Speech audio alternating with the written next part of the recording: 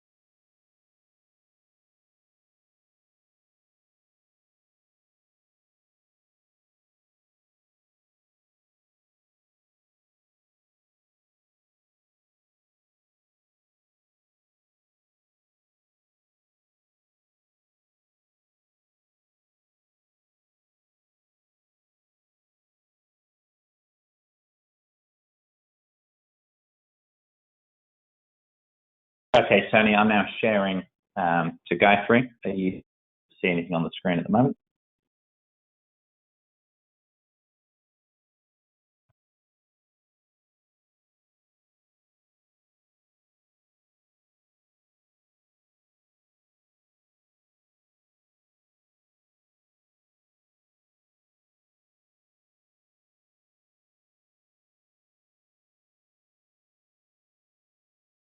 Yeah, Sam.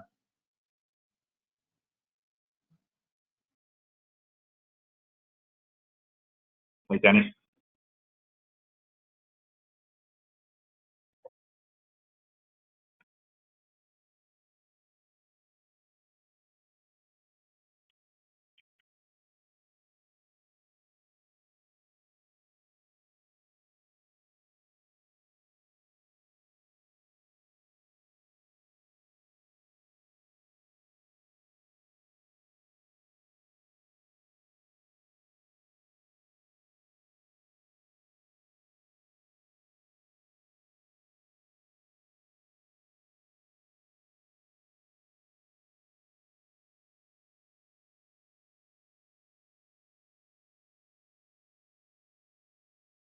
Yes, ladies and gentlemen, I apologise for the delay in getting the webinar started. We're just still having some slight audio problems.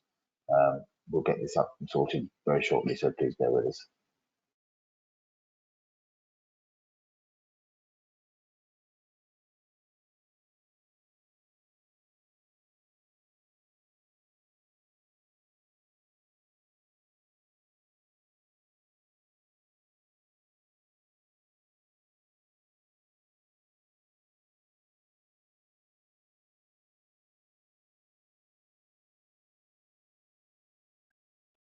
Okay, Tony, Guthrie should be sharing in just a second. How's my audio? Okay.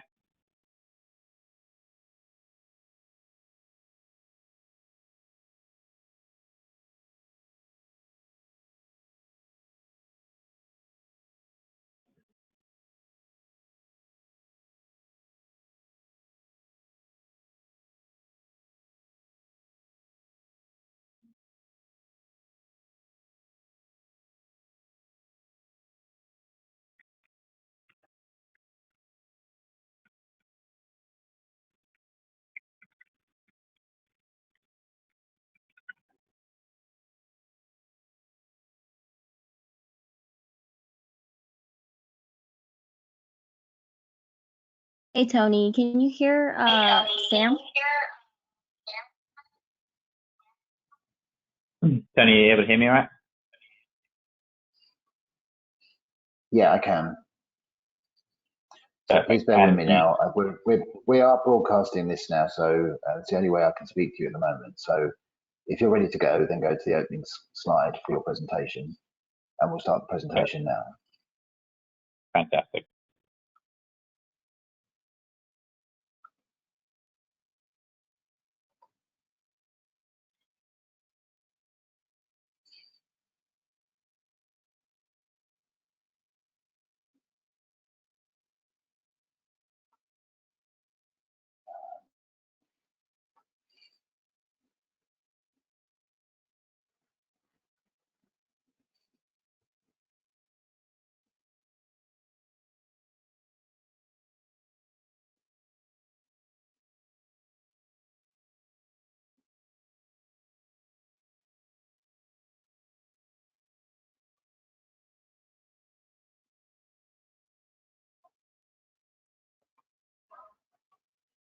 Hey, Tony, can you see my screen?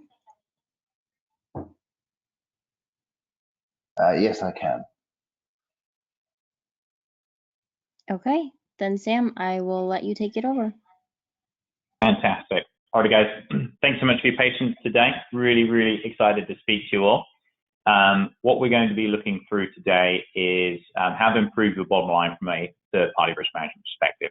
And we're going to be touching on 8 tactics to streamline security questionnaires and your request for proposals or request for information within your technical writing team or your procurement, your sales team, or in collaboration with your procurement teams.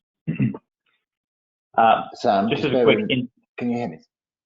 Sam, just bear with me. We can see the APMP opening screen. We can't see Gatrie's screen. That's it. That's the one. Thank you.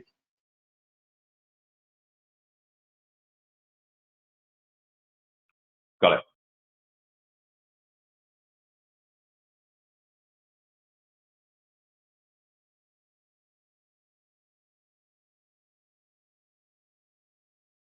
Go ahead now. We can hear your screen. We can see your screen and we can hear you. Okay, fantastic. All right, guys. So just as a quick introduction on my end, my name is Samuel Parker. I'm one of our solution engineering managers here at OneTrust. I'm responsible for our sales engineering groups that support the North America markets, both in terms of our governance, risk, and compliance offerings and our third-party management offerings as well. And as you probably know, my engineering skills do not translate over to webinar software, unfortunately. So apologies for the delay. So just to give you a quick background in terms of where I've come from, I used to be with one of the big 4 in an internal audit, compliance, and risk technology service practice. Moved over to OneTrust a few years ago and now support each of those different offerings within the organization. Really enjoy this role and a good role to be able to then translate into these types of webinars, because we do see a lot of market trends across all of the different clients and customers that we support. We're industry agnostic, we're jurisdiction agnostic, and so we've tailored this presentation today to make sure that we are talking across the entire scope of the different businesses and organizations that you may work for, or you may have started yourselves as you watch today's presentation and webinar. And so we'll start off today with the first key piece, just to introduce the context before we get into the 8 different items that I want to list out for you today. And that is the hidden costs of questionnaire responses and hidden costs associated to servicing and providing information between you and your customers and clients, or you and your service providers. Now, assessments are always going to be the primary approach, at least in the foreseeable future, when it comes to the different requests for information or the request for different processes, controls, data points that need to be provided when you're first creating a relationship with a new customer, a new client, or renewing an existing relationship with a customer or client. To set the stage from the beginning with something everyone in the audience knows well, assessments are the primary approach for businesses to evaluate their third parties, and they aren't going anywhere anytime soon. We surveyed 129 enterprises here at OneTrust, and 90% of them use assessments to understand the security program of their vendors. For some of you, this may come in the form of a security questionnaire. For others, this may include the entirety of an RFP, an RFI, or an RFX, but in many times it could be both. Regardless of what type of questionnaire you're responding to, there is a key overlapping theme many companies are struggling with, and it's the process that drives responding to these questionnaires that is causing the most pain and also the highest level of cost when it comes to time and resources. Now, drilling down into that time-consuming element of responding to questionnaires and RFP, when we ask these companies how long it takes their vendors to respond, the majority said about 1 to 3 months. As fast as businesses are expected to move these days, 1 month can feel like an eternity, let alone 3 months, and it can really jeopardize the impact and the success of a particular sales cycle or a particular product or service you're trying to provide a customer, client, or a partner. As someone that's filling out questionnaires, where do you think this falls within the organization? It may differ depending on the company, depending on the jurisdiction, depending on the industry, but that will often fall to your sales team, your engineering teams, and your technical writing groups. Another question that we often ask our customers and clients is around how equipped is your organization to handle the different forms of questionnaires that are sent out. And more organizations are starting to think about how improving this process can both make their lives just a little bit easier, but also be directly involved in helping the business grow faster.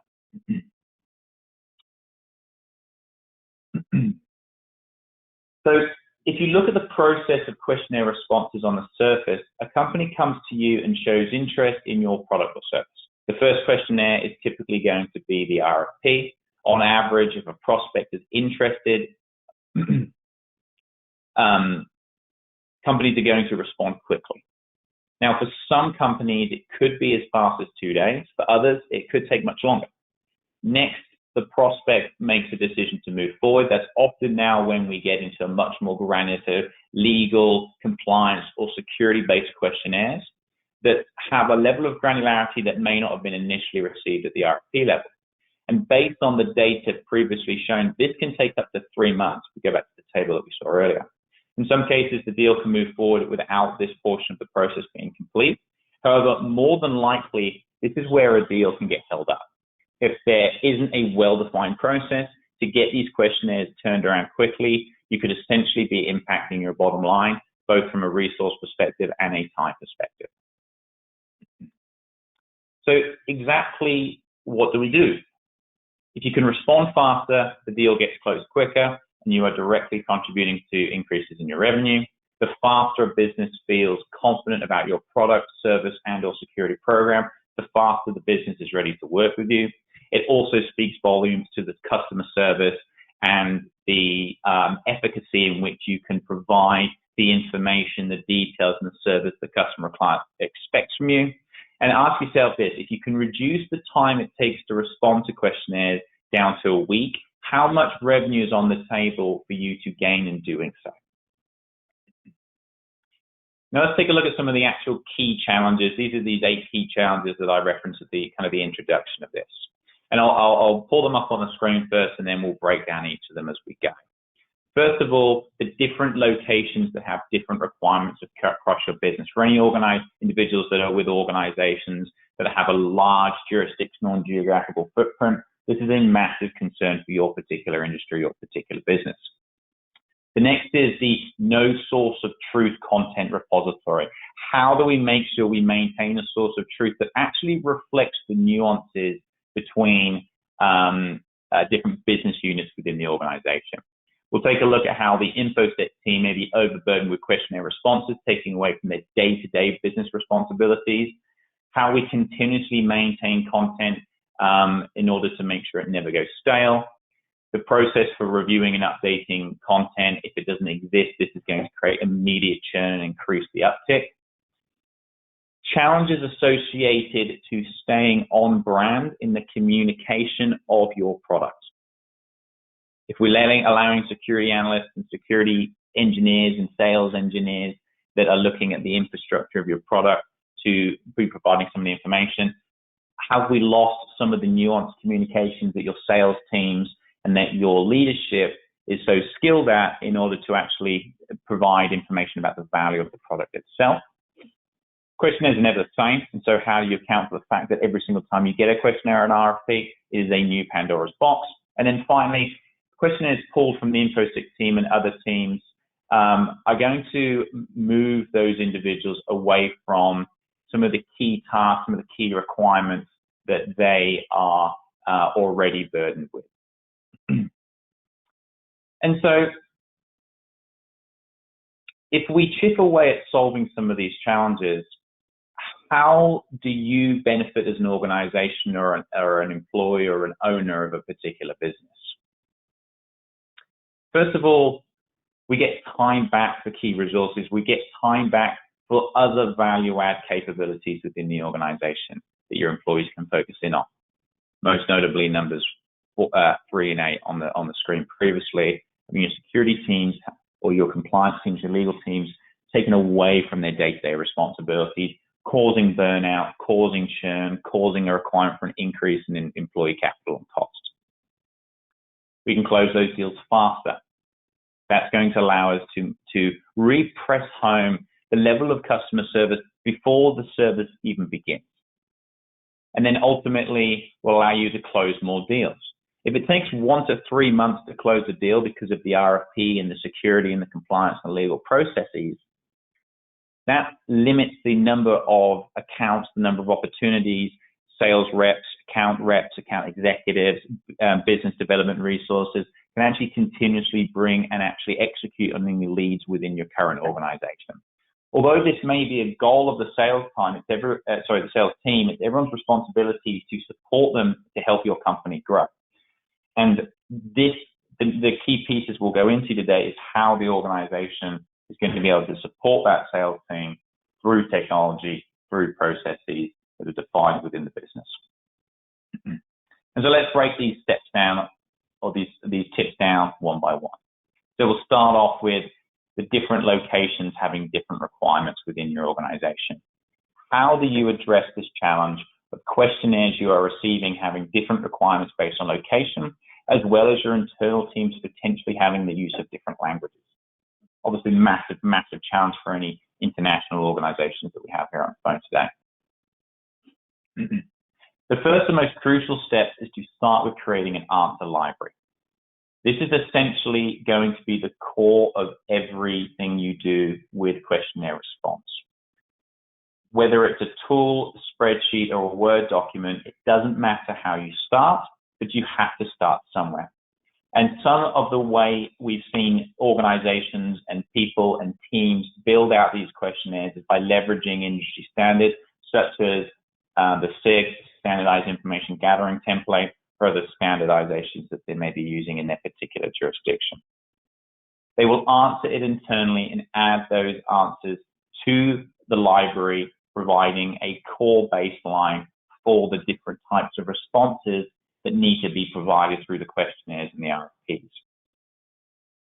Another way is if you receive a questionnaire from a customer or a prospect, you can always use the answers provided for that as a baseline to start building out the library as well. So execution using a standardized set of responses in conjunction with internal gathering exercises within the organization. Now, one thing that's really important here to note is that this should not be a selection process. We shouldn't just be saying, I'm going to use one of these 3 different methods here. And then lastly, of course, if you have nowhere to start from, you can do an answer gathering exercise. So everyone sitting in one room or one webinar in this case, and answering different assessments and answering different questions that build out that library is another way to get that data. But each of these, very resource heavy. So a better way to do this is to leverage a tool or a software to conduct an assessment internally in an automated fashion, operationalized fashion, as a far easier approach. The net being that there are ways in which you can start, as you see here on the left here on the screen. It's not a perfect start, but just like any process, when you put time and effort into it, you will slowly start to see the improvements over time. And then tools and automation can add layers of efficiency to each of these different steps. Something to consider, And advice our own internal teams use when building out their answer library is you don't want to be verbose and provide only what is necessary to answer the question, as well as trying not to be overly markety, that's a real word, and use buzzwords. We want to directly answer the customer or the client's question every single time. I, as a sales engineering manager, are responsible for training our sales engineers to do exactly that on demonstrations and presentations and webinars. The same is applicable for anyone in the organization responding to written required RFPs and questions in this pre-sales exercise here. Additionally, you want to build tailored answer libraries. You may not have the capacity upfront, so starting with one is always great, but if you do have the capacity, build out multiple answer libraries. It's going to make it easier based on what region that assessment is coming from or what requirements are from the person requesting them. Consider having separate libraries for each of the languages you support based on where the company does business.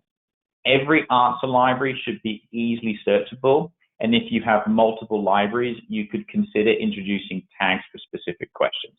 So for example, a question around what is your company's requirement for passwords, you may want to set it up so that as part of your security and privacy, set it up so that you are pulling responses from a security library or a privacy library or across different individual products within your organization. How you slice and dice the data is up to you, but essentially it's about making it as easy as possible to surface the information when you need it. And then, of course, the final way in which a lot of our organizations will slice and dice their answer libraries is based on the context of the information that's provided within the RFP in terms of the metadata about their RFP. It may be for different products, it may be for different types of use cases that you've seen before, so you can split it up between those different elements. Regardless of how you're slicing and dicing your answer libraries, they need to be easily searchable, which is where tools come into play that add a layer of global search mechanisms to quickly find the answers required, or in cases that we'll talk about in a little bit here, we also want to be able to automatically identify those answers with natural language processing as well. These can be simplified with tagging the answers. So tagging the answers with keywords that allow for the search to be more robust within the particular platform that you may be using. Up next is the challenge of having no source of truth for your content. This does tie back to building out the answer libraries from the perspective of questions and answers. But in addition to that, we want to make sure that we build the source of truth out of a document or a content repository. Think of these documents as the supporting evidence you typically are having to provide in addition to answering questionnaires. Some common items in these sources of truth libraries we see are things like SOC reports, ISO certifications, certificate of insurance, employee handbooks, policies, and technical and organizational measures, maybe through white papers. We're seeing social responsibility becoming more and more relevant than ever as well. Your environmental sustainability requirements, your due diligence across your supply chains, like anti-slavery requirements. These are also areas that we're seeing a big uptick in when it comes to asking for items in your RFP or your questionnaires. So the question becomes, what types of documents do you have around each of these different data elements within your organization? Once you've built this out, what you are starting to do is to have a central source of truth, both in content and answer libraries. So you're going to have a single source of truth that has all of the individual documentations you need as part of your trust profile, so I refer to it as. Not only that, but individual responses and answers that can individually answer questionnaires or RFPs efficiently and effectively. The next challenge here and the next kind of tips we'll cover is the management of your information security teams. And in my slide here, I mentioned InfoSec, but I think it definitely applies across your compliance groups, your legal groups, your technical groups that may be responsible for responding to these RFPs and questionnaires as well. These teams are often overburdened with questionnaire requests on top of the day-to-day job responsibilities that they have. These individuals are specialized and oftentimes may be the only ones that can answer these specific questions, and that's really where the challenge lies. So they bear the brunt of having to respond to these requests. Leveraging automation at key workflow levels is a fantastic way to start to ease that burden by just thinking about the different incremental ways of adding and improving automation into each stage of the workflow. We start to alleviate that pressure from those different groups. So questions to ask.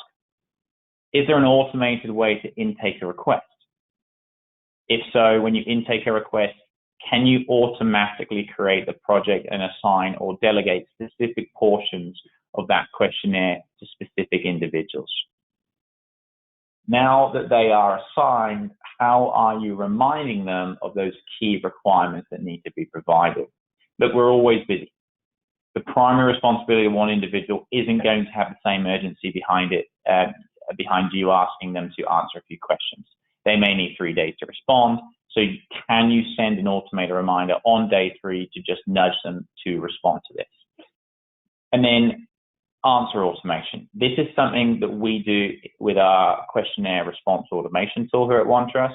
But the key business question to ask is there a way for you to answer 90% of the questionnaire automatically so your security teams, your solution engineering teams, your sales engineering teams don't have to?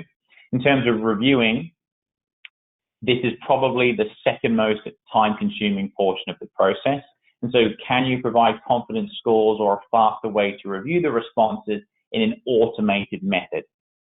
Something additional that is becoming more and more common in organizations is that they are starting to bundle this up in a trust package or a trust profile. And instead of responding to security questionnaires, they are offering this alternative upfront that may satisfy that organization's needs. For example, instead of you filling out a custom questionnaire, you can provide this trust profile. The trust profile could contain things like SOC 2 reports, SIG questionnaire responses, ISO certifications, policies, and other white papers and documentation. The prospect may come back and actually be satisfied with the information that was provided, and you may have dodged the entire bulleted list of RFP questionnaires so you can focus on yet another custom questionnaire down the line.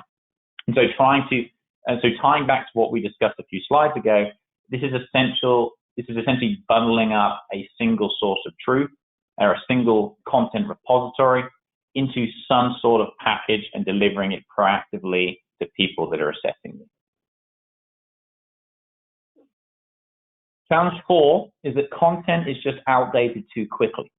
So how can you maintain your answer library and your evidence library quickly, effectively, and in near real time?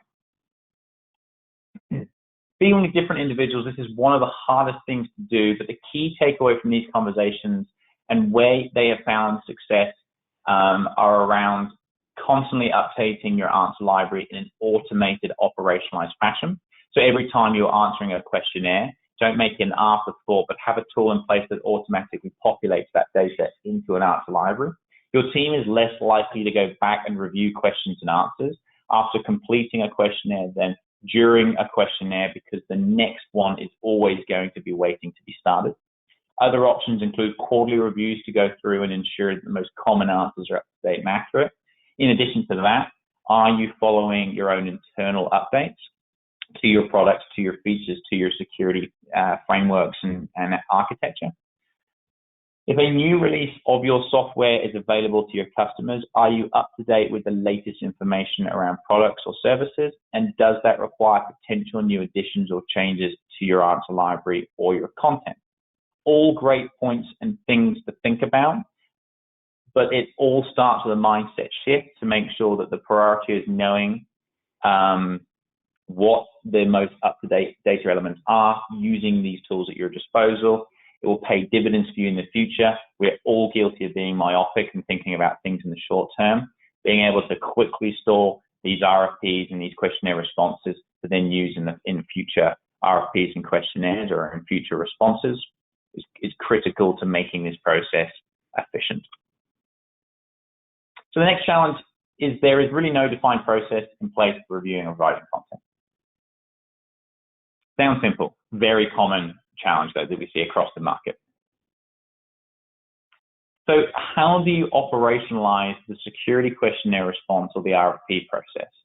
Centralizing is the end state, but how can we start to flush out what the process looks like? Let's take a look at how this process might look. Again, this is just a suggestive area here, but one that we do see quite common across the different markets that we speak to. A questionnaire is issued. Review the requirements and then assemble your response management team.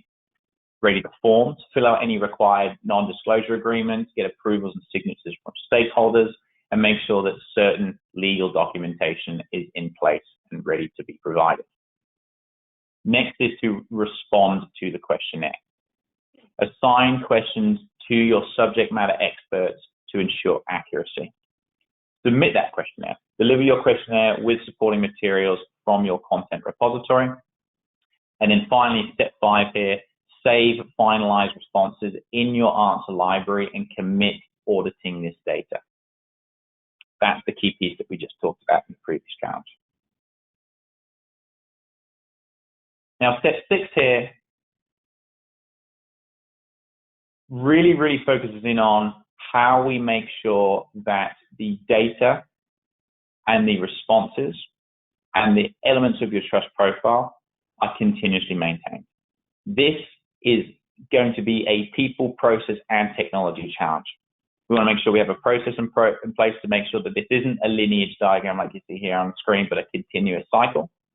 You need the process in place to make sure that individuals know that that is the next step beyond step 5 of submitting a questionnaire and thinking they're done with it. And then finally, technology needs to be in place to automate a lot of this capability, automatically populating those fields, ready to then use natural language processing to match responses to the next RFP or the next questionnaire that may be provided. And I missed my circle diagram there in that explanation. The next challenge here is to stay on brand. Tools and methods are dated. Spreadsheets are not user-friendly. It's no wonder this is difficult because these tools and methods really aren't designed to provide a clean, delivered set of data expressing the value of the product that is so often part of the conversation in a pre-sales cycle. It's not just something of a primary function. It is going to be a challenge across the work that your sales engineering team is doing, your reps are doing, and your marketing team is doing. The workflows may be inconsistent across your business. There may be a lack of methodology in the way in which we're communicating to your clients and your stakeholders, and it may be difficult to collaborate.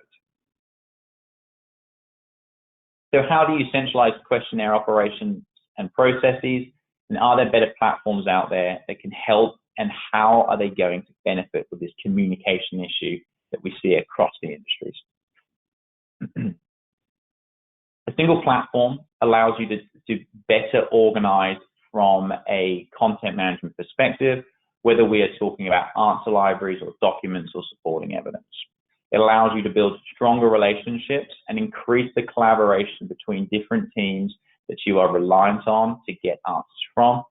And lastly, it's going to make sure consistency with your responses and responses that are in line with the communication that marketing and sales is presenting already. So critical. We want to make sure that we are continuously providing the message of value, not just the message of, here is my security protocol, but rather, what does this security protocol mean to your organization and the trust between the two organizations and the security of the organization that's looking to acquire the tool or the product or the service. At the end of the day, we're all trying to win business. If implementing a process to centralize these operations means that you win more business and give everyone some time back in their day, it must be worth doing. Challenge 7. Questionnaires are never the same. This is going to lead us into one of the biggest areas of concern and trouble that's probably facing everyone in the audience, or if not facing you directly, facing your colleagues in your organization in some shape or form. Questionnaires are just never the same, but they are always similar. And as a result, your answer library should be able to automatically answer 80% of those questions, regardless of how they are worded. For example, do you have encryption? Could also be written as, do you encrypt data in transit or at rest? What is the method for encrypting data? What is the encryption methodology for your technology? All would have the same response, all completely different questions that require, if you don't use tools and processes, would require human beings to read through them, re-answer them in a slightly different way every single time. We realize this is a challenge. This was a challenge for anyone filling out these questionnaires. It was a challenge for OneTrust before we started building out processes and building out automation and tools in order to support our responses to questionnaires that we receive as a B2B software as a service. And so that's actually where the OneTrust tool comes into play that I do want to start to introduce here. There's a part of our capability that we refer to as our questionnaire response automation. We built our questionnaire response automation as a solution to help solve a lot of the problems that we've been touching on today. And I'll touch in it a bit more in detail at the end, but essentially our tool makes it simple for you to build an answer library. Using that answer library, you can auto-complete those questionnaires using natural language processing. And then we provide confidence scores for you to match those responses to prioritize your review. And once complete, you can securely share the completed questionnaires as well as any evidence into your central content repository, continuing that cycle. Tools and automation are going to be one of the best drivers of value when it comes to saving those resources and time that we've been discussing throughout today's presentation. And that takes us into challenge number 8 to bring us home for today's webinar. Questionnaires pull areas of your business away from their primary task. I know we touched on it in number 3. I want to be more explicit with this with number 8. Questionnaires are a pain. There's absolutely no if or buts about it. No one gets an RFP or a questionnaire and goes, fantastic, a questionnaire, I cannot wait to fill this out. Let's call it what it is. It's pain for you, it's often pain for the customer or the client, and then has to take it back and review it, right? So how can you make it feel like not such a burden to those involved, especially stakeholders? And do you know how your stakeholders are receiving your responses back? Questionnaires and RFPs have a purpose. There's a value. I don't need to beat up on questionnaires and RFP. They pose a massive, massive benefit to the customer, client, and to the B2B software company or the B2B vendor that's being sent them. And so tools like tools and processes that we've been discussing today are going to allow for the organization and some of your end employees to actually start to see the benefit and the value rather than be focused in on the pain points and the time challenges associated to them. And so let's break down where we can be efficient using certain elements to make sure that we are making your teams see the benefit of RFPs and questionnaires, reduce the time in which they take to respond to them, and also to make sure that they're actually focusing in on their value add day-to-day tasks and activities. When you're engaging a stakeholder that has little time, such as a chief technology officer or another member of your C-suite or security analysts and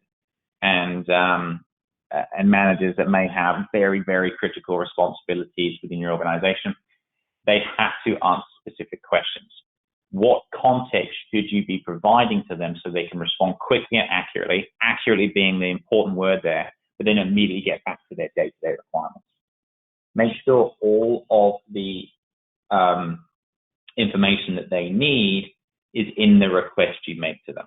Exactly what do you want to know, who the customers are, how should they reply, why do you need the answer. Provide as much context as you can. It allows them to add efficiencies and be able to immediately respond to the question, while also providing them the value context associated to this, making sure that we are actually adding an element of inspiration is a word that's a little bit fluffy here, but I'm going to use it anyway. Inspiration into why there's a benefit behind providing that information that that maybe not trumps, but is equally as important as the day-to-day activities and tasks. Once you make that request one time and get a response, try then not to ask again. We can then add that to our library to reduce redundancies, and may only need to reach out to that individual again should there be a major change or shift in the particular process or operational technology or element that we asked them for in the first place. Remember that updating the library shouldn't be an afterthought. Adding to your library and communicating internally to your team as available is a critical part of this process. If you get this question again, you now have an answer for it. Make it a part of your process to keep up to date what is needed. And then think about who are the key stakeholders and what departments do they typically rely on. Commonly, this is not an exhaustive list, but commonly we see IT, security, privacy, legal, and compliance being the 5 primary business units that are often involved in these RFP and questionnaire processes.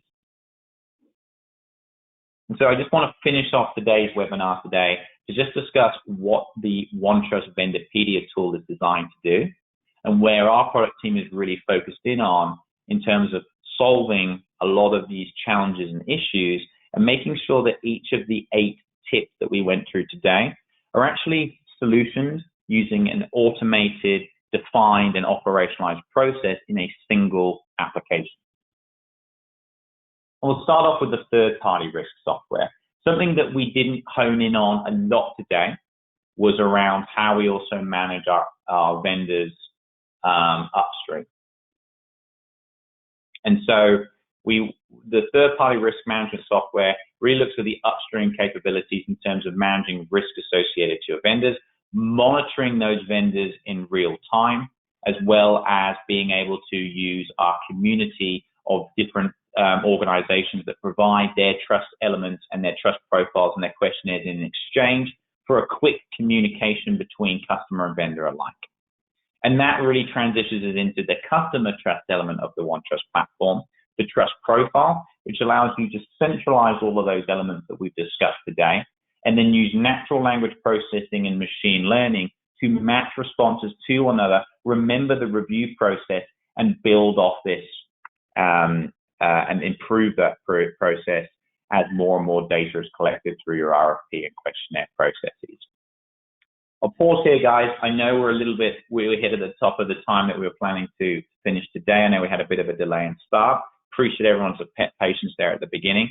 Any questions at all I can help with, either verbally or perhaps, Tony, there's a chat that may have questions in. And of course, please feel free to request a demonstration of the product in more detail at vendorpedia.com. Yeah, thanks very much, Sam. I'm pleased we managed to get this away in the end. It took some juggling, and I appreciate everybody's patience while we tried to get this off the ground. I haven't got any questions for you at the moment, Sam. What I would say is that at the beginning of these webinars, we normally post an introduction where I explain what's going to happen today and how these things are going to pan out. Obviously, because we had to ask you, the audience, to wait around for a little while we got the technical side of things sorted out, I thought I'd spare you all that preamble and introduction. Those of you who have attended before will know that these are a sponsored series of webinars, and they are slightly different from our core webinars in that they do provide our vendors and our sponsors with the opportunity to link their presentation to their products and services. Now, I hope you found this one particularly useful, and I would encourage you to take some time to listen back to this. It will be represented to you in about an hour's time through a link to the email, and perhaps you can watch it without all the distractions at the beginning. I have one question that's come in from, and you're going to have to forgive me, I may mispronounce your name. I think it's Merwin. She's posed a question. In creating an answer library, you mentioned leveraging an industry standard. Could you please explain this a little bit more, please, Sam? Absolutely. So there's going to be a plethora of industry standards across different industries and countries, right? You'll see an ISO framework, and they obviously provide a lot of different standards focused in on particular business areas. You'll see them focused in security. You'll see them focused in privacy and in certain operations. These industry standards are powerful, but if you try to use all of them at once, it's going to become overwhelming. We use here at OneTrust a standard called standardized information gathering, or commonly known as the SIG. What that does is it provides sets of questions that your organization should be responding to that cover just over 40 different standards and frameworks across security, privacy, and compliance. And what that does is it gives you a baseline of 300 if you're using the light version, or 500 if you're using the core version, questions answered by your organization that you can then start to map the different RFPs and questionnaires that you're receiving from your customers and clients. So that's really what I meant by an industry standard there. Again, it doesn't have to be the SIG, but we use the SIG because it's incredibly powerful and very broad in the way it maps across not just security, but a lot of the other elements that you'll inevitably be asked in your RFP processes there. And of course, please feel free to post in chat if there's any other clarifying items I can dive into there. Well, thanks very much, Sam. I hope that answered your question, Marion. I do apologise if I mangled up your name. Okay, Sam, well, we don't have any other questions at the moment. I'll give everybody a second or two, but we are running a bit short on time, getting towards the end of the time we've allocated for this. I would like to wrap up today's webinar basically by saying thank you very much to Sam and to his silent colleague, Gatry, who's been heroically managing the slides without any visual or verbal cues from Sam. And I think she's done an excellent job in keeping things moving along. So thank you very much to Sam and to Gatry and to our sponsor today, OneTrust Vendorpedia. It's been an interesting experience, but we very much value the contribution to the sponsored webinar series by companies like OneTrust Vendorpedia. And I think the content today was great, really excellent. I encourage all of our attendees to please respond to a very quick survey about the webinar. Believe me, I feel your pain as far as the technical issues at the beginning, but do please let us know exactly what you think about the whole experience. You will get a link to the recording as well as a survey in just a couple of hours. So if I can just conclude by thanking Sam, thanking Gatry, thanking you all for your patience for taking part in the presentation today, and we'll wrap things up and say thank you and goodbye. Take care. Bye-bye. Thank you all. Bye-bye.